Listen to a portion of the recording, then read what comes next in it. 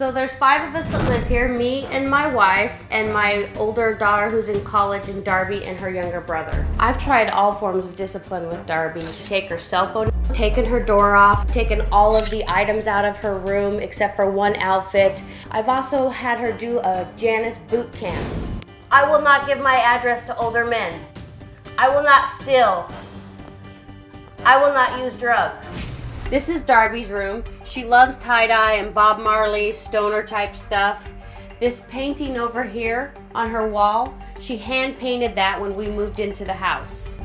These are items that Darby uses to make bongs. After Darby left, I went through everything trying to find clues of where I could find Darby. She didn't take any of her belongings with her when she left. The most concerning thing I found in all this was a suicide letter inside of a diary that she had.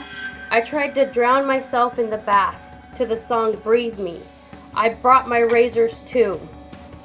I couldn't do it knowing I could breathe if I lifted my head 1 inch. Would definitely jump off a cliff instead.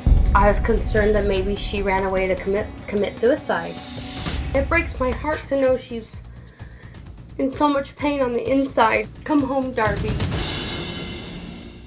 I've been through the records, and I've looked at some of these diagnoses. She's been diagnosed with a major depressive disorder, and when you look at that, we're talking about a mood disorder characterized by a major depressive episode with no history of mania or hypermania. So that means she's not bipolar, it's just all down. And the characteristics of that are that there's an extended period of depressed mood or a loss of interest or pleasure in nearly all activities. So you've got her out on the street with this forlorn mindset of worthlessness and guilt and low self-esteem. She's also been diagnosed with a borderline personality disorder.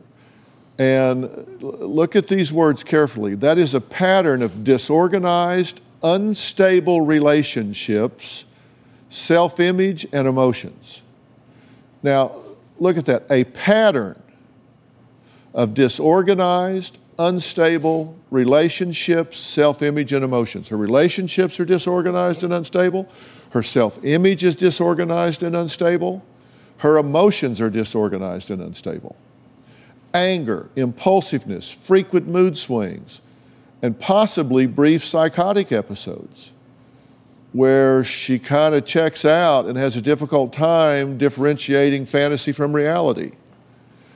These people are often intelligent and they can appear warm and friendly and competent until their defensive structure breaks down. And what you'll see then are frantic efforts to avoid abandonment. And that means they'll cling to almost anybody around them. They'll have unstable and intense relationships, which means they'll go from nothing to just really intense relationships, like they're just big in love, this all of a sudden.